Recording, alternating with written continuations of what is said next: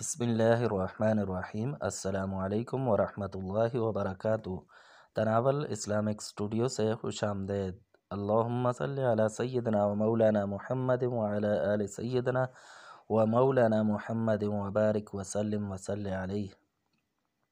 معزز خواتین و حضرات، تناول اسلامک اسٹوڈیو سے آج ہم آپ کی خدمت میں سورہ کوثر کا وظیفہ لے کر حاضر ہوئے ہیں۔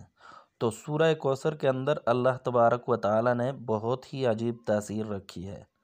جب آپ صلی اللہ علیہ وسلم پریشان تھے، جب آپ صلی اللہ علیہ وسلم کے دشمن آپ پر طنز کر رہے تھے، آپ پر ہنسی مذاق کر رہے تھے، تو اللہ تبارک و تعالی نے دشمن کو جلانے کے لیے، دشمن کے مقابلے میں یہ صورت نازل فرمائی۔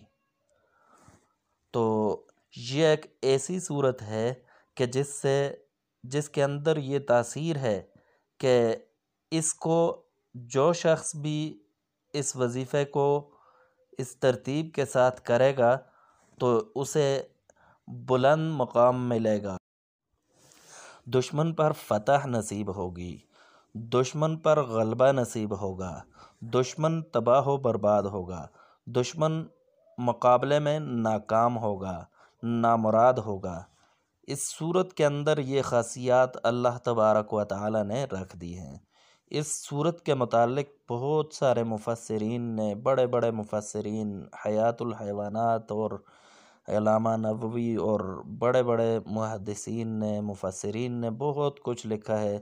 تو بڑی فضیلت والی صورت ہے، اس کا وظیفہ کریں، انشاءاللہ بلند مقام ملے گا، اچھا عہدہ ملے گا۔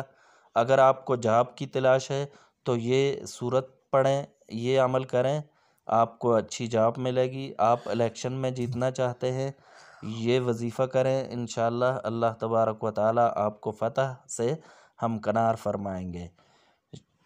کسی بھی جگہ پر کہیں کوئی بھی مسئلہ ہو تو اس صورت کا یہ ورد کر لیں، انشاءاللہ کامیابیاں آپ کے قدم چومیں گی۔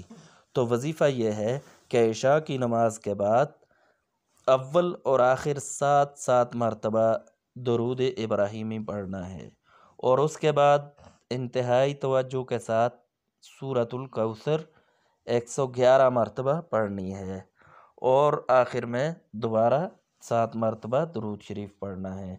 اور یہ 21 دن کا وظیفہ ہے، 21 دن مسلسل ایک وقت کے اندر اور تسلسل کے ساتھ کریں، انشاءاللہ آپ کو کامیابیاں نصیب ہوں گی۔ تناول اسلامک اسٹوڈیو سے اجازت دیجیے، اللہ حافظ۔